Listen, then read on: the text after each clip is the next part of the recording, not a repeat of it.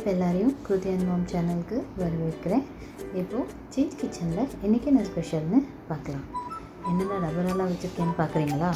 ஒன்றும் இல்லைங்க, பிரியாணி தான் செய்ய போகிறேன். அதுக்கு தேவையான பொருள் கொத்தமல்லி, காஞ்ச மிளகா, பூண்டு, தேங்காய், புதினா, சின்ன வெங்காயம், இஞ்சி, தனியா. அப்புறம் அதில் சேர்க்க வேண்டியது கொத்தமல்லி, எலுமிச்சை, பச்சை மிளகாய். அப்புறம் அது மீதியில் இன்க்ரீடியன்ட் பார்த்தோன்னா தயிர், கல்லுப்பு, பால், நம்ம அளக்க வேண்டிய கிளாஸ், அப்புறம் மஞ்சத்தூள், மிளகாய்த்தூள். நம்ம ஊற வச்சுருக்க அரிசி 1 கிலோ எடுத்துருக்கோம் நம்ம இன்றைக்கி. அதில் எதில் செய்ய போகிறோம்னா டபராவில் தான் செய்ய போகிறோம். அதில் தேவையான வெங்காயம் 3/4 கிலோ எடுத்திருக்கேன், 1/4 கிலோ தக்காளி எடுத்திருக்கேன். தேவையான மசாலா கரம் மசாலா, ரெட் சில்லி, காஷ்மீரி மசாலா எடுத்திருக்கேன் நான். இவ்வளோ தாங்க இதில் சேர்க்க வேண்டிய இன்க்ரீடியன்ட். என்ன பிரியாணி பண்ண போகிறோம்னா ஓகே, இதில் எண்ணெய் ஆட் பண்ணிக்கிறேன். நான் எண்ணெய் ஆட் பண்ணிட்டேன். எனக்கு என்ன பிரியாணினா ப்ரான் பிரியாணி செய்ய போகிறோம். எண்ணெய் நல்லா சூடாகிடுச்சு. சூடாகி வரும்போது கொஞ்சம் சோம்பு, ஒரே ஒரு இலை, அப்புறம் கரம் மசாலா ஆட் பண்ணிக்கிறேன். நான் ரொம்ப மசாலா ஐட்டம்ஸ் ஆட் பண்ணலை, அதுக்கு பதில் கரம் மசாலா போட்டுட்டேன். இப்போது நம்ம கொஞ்சம் கொஞ்சமாக இந்த ஆனியனை சேர்த்துக்கலாம்.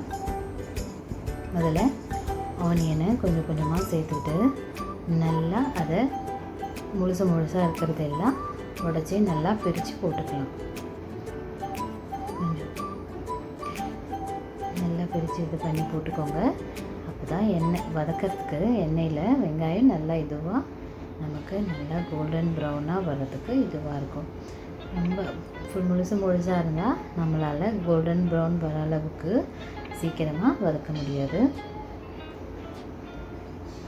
இப்போது எல்லா வெங்காயம் போட்டாச்சு, நம்ம வதக்கிக்கலாம்.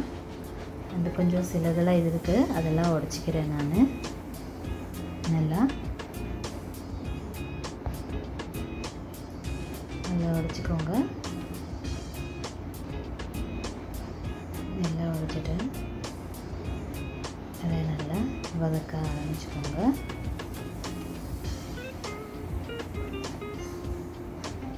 நல்லா வதக்கிட்டே இருங்க. ஏன்னா எவ்வளோக்கு எவ்வளோ வெங்காயம் நல்லா வதங்குதோ அவ்வளோக்கு அவ்வளோ நல்லா டேஸ்ட்டாக இருக்கும் பிரியாணி. அதனால் நல்ல கோல்டன் ப்ரௌன் வர அளவுக்கு நம்ம வதக்கிக்கலாம். அதுக்கு முன்னாடி நம்ம அரைக்கிறதுக்கு வச்சுருந்தோம்ல அது எல்லாம் ஒன்றா சேர்த்து அரைச்சிக்கலாம். ஒரு தட்டில் வச்சுருந்ததை அரைச்சாச்சு. இப்போது பாருங்கள், கொஞ்சம் வதங்கியிருக்கு வெங்காயம். இன்னும் நல்ல கோல்டன் ப்ரௌன் கலரில் வர அளவுக்கு நம்ம வதக்கணும். பாருங்கள், நல்லா கோல்டன் ப்ரௌன் லைட் சில இதில் வந்துடுச்சு. நல்லா பார்த்தீங்களா எப்படி ப்ரௌன் ஆகிடுச்சுன்னு. இப்போது இது கூட நம்ம அரைச்சி வச்சுருந்தோம் தெரியுங்களா, அதை இப்போ நம்ம இது கூட ஆட் பண்ணிக்கலாம்.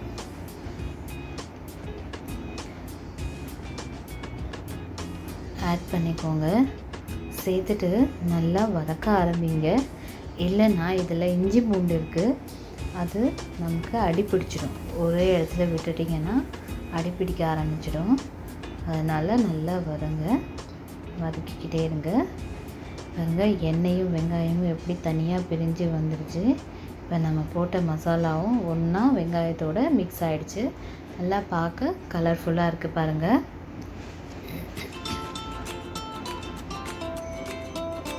பார்த்தீங்களா, நல்லா கலர்ஃபுல்லாக இருக்குது. நம்ம வதக்கணும். இந்த எண்ணெய் மேலே கொப்பளிச்சு வருது பாருங்கள். நல்லா எண்ணெய் விட ஆரம்பிச்சிடுச்சு. மசாலா நல்லா எண்ணெய் விட ஆரம்பிக்க போது இஞ்சி பூண்டு இருக்கிறதுனால கொஞ்சம் அடி பிடிச்சிருக்கும். நம்ம இப்போ அதில் கொஞ்சம் ஒரு சின்ன கப்பு தயிர் ஆட் பண்ணிக்கிறோம். ஆட் பண்ணிவிட்டு நல்லா வதக்குறோம். எதுக்கு தயிர் ஆட் பண்ணுறோன்னா, அடி பிடிச்சிருந்தாலும் நம்ம தயிர் ஆட் பண்ணோன்னா அது அடியெல்லாம் டக்குன்னு எடுத்துட முடியும் ஈஸியாக. நல்லா கலந்து விட்டுக்கோங்க. கலந்து விட்டுக்கோங்க நல்லா.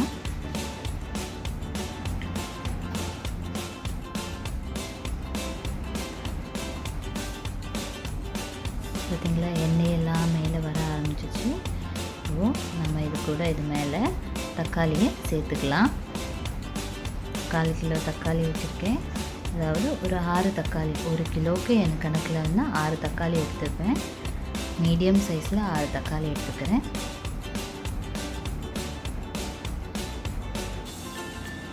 ஒரு கிலோன்றதுனால 6, நீங்கள் 1/2 கிலோன்னா 3 எடுத்துக்கிட்டால் போதும். பாருங்கள், எண்ணெய் நல்லா மேலே வந்துருச்சு. இப்போ அதில் தக்காளி சீக்கிரம் வதங்கிறதுக்கு மஞ்சள்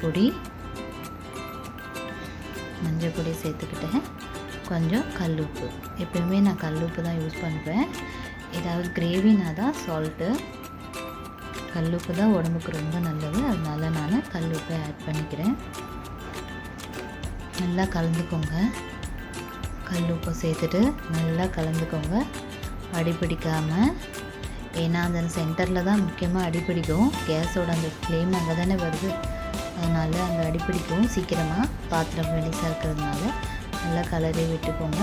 கலரி விட்டுட்டு ஒரு வாட்டி நம்ம அதை மூடி வச்சுப்போம். பாருங்கள், தக்காளி நல்லா வதங்கியிருக்கு. இப்போது எண்ணெய் அப்படியே மேலே வந்துடுச்சு. இப்போ நம்ம அதில் ஆட் பண்ணிக்கலாம் பச்சை மிளகா.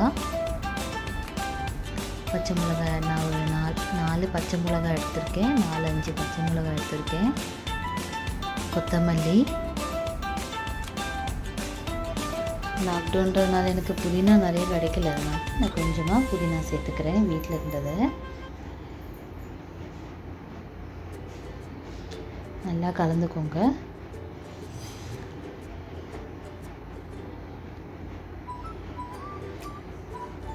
நல்லா கலந்து விட்டுட்டு நல்லா எல்லா இடத்துக்கும் தக்காளி சமமாக அளவுக்கு கலந்து விட்டுக்கலாம்.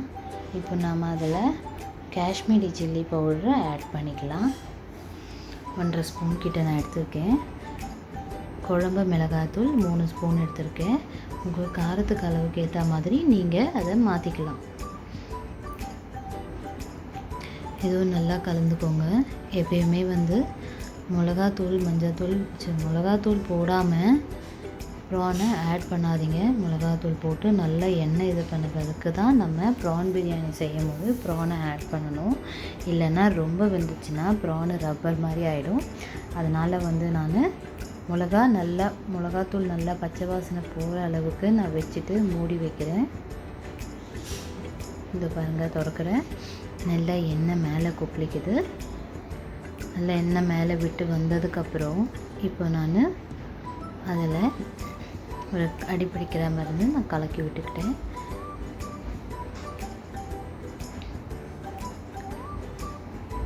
கலக்கிட்டு அதில் இப்போது நான் ப்ரான் சேர்த்துக்க போகிறேன். ப்ரானை நான் முன்னாடியே ஊற வச்சுட்டேன். எலுமிச்சைப்பழம், தயிர், மஞ்சத்தூள், மிளகாய்த்தூள், உப்பு போட்டு ஒரு மணி நேரம் முன்னாடி ஊற வச்சுட்டேன். அப்போ தான் நல்லா அதில் டேஸ்ட் இறங்கி சாஃப்டாகவும் இருக்கும். தயிரை ஆட் பண்ணிக்கோங்க, இல்லைன்னா ஒரு மாதிரி நீசு வாசனை வரும். நிறைய பேர் ப்ரான் பிரியாணி அதுக்காகவே சாப்பிட மாட்டாங்க, எடுத்து வச்சுருவாங்க தனியாக. ப்ரான் பிரியாணி அந்த ப்ரான் நீஸ் ஒரு மாதிரி ஸ்மெல் வர்றதுனால, கவுச்சி ஸ்மெல் வர்றதுனால இந்த மாதிரி நீங்கள் பண்ணிங்கன்னா கவுச்சி ஸ்மெல்லே வராது. நல்லா எல்லா எலுமிச்சை சாரெல்லாம் அதில் இறங்கி நல்லா டேஸ்ட்டாக இருக்கும். நல்லா எல்லாத்துலேயும் இதுவாகிற மாதிரி நான் கலந்துக்கிறேன். இப்போ எல்லா இடத்துலையும் பரப்பி வச்ச மாதிரி வச்சுக்கோங்க. பரப்பி வச்சுட்டிங்களா? பரப்பி வச்சாச்சு. இப்போ பாருங்கள், எண்ணெய் மேலே வருது. இப்போ நான் அது ஒரு மூடி போட்டு மூடிக்கிறேன், கொஞ்சம் நேரம் வேகிறதுக்காக. வெந்துடுச்சு, எண்ணெய் நல்லா மேலே விட ஆரம்பிச்சிருச்சு. இப்போ அது ஒரு கலக்கிக்கலாம். ஏன்னா அடிப்பிடிச்சிருக்கோம்ல, பாத்திரம் மெலிசாக இருக்கிறதுனால அடிப்பிடிச்சிருக்கோம். அடிக்கடி பண்ணிக்கோங்க. இப்போ அதில் ஒரு கிளாஸ் பால் ஊற்றுறேன். பால் ஊற்றினாலும் அடிப்பிடிக்கிறது இதுவாகும். பால் பிரியாணியில் ஊற்றினா ரொம்ப டேஸ்ட்டாக இருக்கும், அதனால நான் பால் ஊற்றிக்கிறேன். இப்போது மூடி வச்சுட்டு பாருங்கள், திறந்துட்டேன், எண்ணெய் விட்டுடுச்சு. இப்போ இப்போது இதில் நம்ம தண்ணி அளவு தேவையான அளவு தண்ணியை ஊற்றிக்க போகிறோம். தண்ணி ஏன் கலங்கலாக இருக்குன்னா, அரிசி வச்சு ஊற வச்சுருந்ததில்ல அந்த தண்ணியும் அளந்து ஊற்றிக்கிட்டேன். அதனால் தண்ணி இந்த கலரில் இருக்குது. கழுகிட்டு முன்னாடியே அரிசியை கழுகிட்டு ஊற வச்ச தண்ணியை இது கூட அப்புறம் ஆட் பண்ணிட்டேன். இப்போ நம்ம அதில் சேர்த்துக்கலாம்.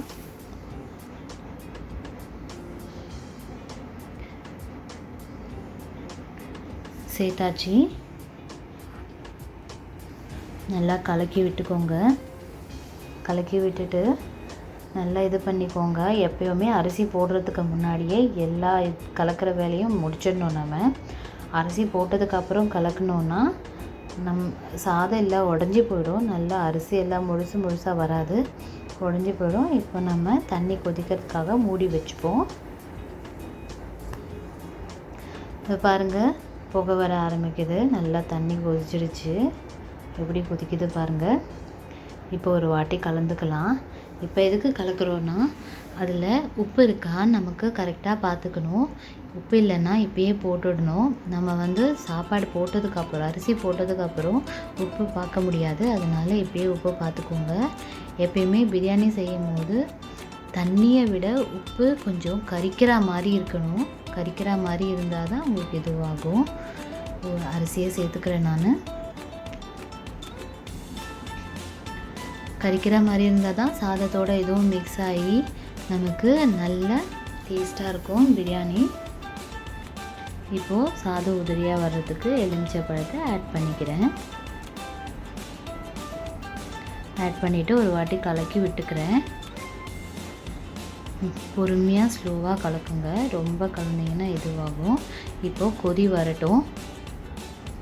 கொதி வர்றதுக்கு முன்னாடி தட்டு போட்டு மூடாதீங்க. அரிசி போட்டுட்டு நல்லா கொதி வந்ததுக்கப்புறம் கொஞ்சம் ஸ்லோவாக பொறுமையாக கலரி விட்டதுக்கப்புறம் நம்ம தட்டு போட்டு அதை முடிக்கலாம் பாத்திரத்தை. இப்போது வெயிட் ஏதாவது மேலே தான் வைக்கலாம். என்கிட்ட கல் இருக்குது. நான் எப்போயுமே கல் தான் வைப்பேன். அதே மாதிரி நான் கல் வச்சுக்கிறேன் இன்றைக்கி. நீங்கள் தண்ணியை கூட பாத்திரத்தில் தண்ணி ஊற்றி கூட வெயிட்டு மேலே வச்சுக்கலாம். ஒரு 15 minutes அப்படி வைக்கணும். கரெக்டாக வச்சிங்கன்னா அந்த தண்ணியெல்லாம் வற்றிடும். பாருங்கள், தண்ணியெல்லாம் வற்றிடுச்சு. எப்படி மேலே நல்லா சாப்பாடு பெருசாக உதிரியாக வருதுன்னு.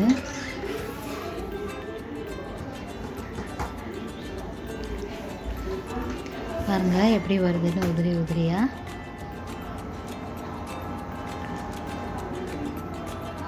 வந்துருச்சா பார்த்தீங்களா? இப்போ நம்ம இதை எடுத்து பக்கத்தில் வச்சுக்கிறோம். ஏன்னா நம்ம இப்போது தம் போட போகிறோம்.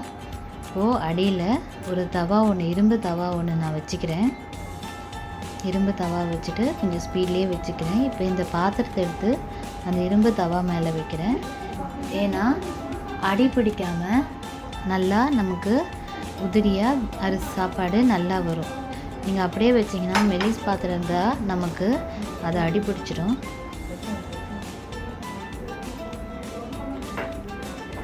இப்போ மூடிக்கலாம். ஒரு 10 நிமிஷத்துக்கு அதே கல் போட்டு திரும்பி தம் பண்ணி வச்சுருங்க. வச்சுட்டிங்களா? இப்போ நல்லா இதுவாகிடுச்சு. 10 நிமிஷம் ஆகிடுச்சு. பாருங்கள், நல்லா உதிரியாக வர ஆரம்பிச்சிச்சு. நல்லா சாப்பாடு வெந்துடுச்சு. இப்போது எல்லாருக்கும் சர்வ் பண்ணலாம். நான் உங்களுக்கு ஒரு தட்டில் போட்டு காமிக்கிறேன். உங்களுக்கு என்ன பிடிச்சிருக்கோ அது கூட வச்சு சாப்பிட்றதுக்கு அதுக்கேற்ற மாதிரி உங்கள் இஷ்டத்துக்கு நீங்கள் வச்சுக்கலாம். நான் இன்றைக்கி ரைத்தாவும் ஃபிஷ்ஷும் வச்சுருக்கேன். இதுக்கு சிக்கன் கிரேவியும் நல்லாயிருக்கும்.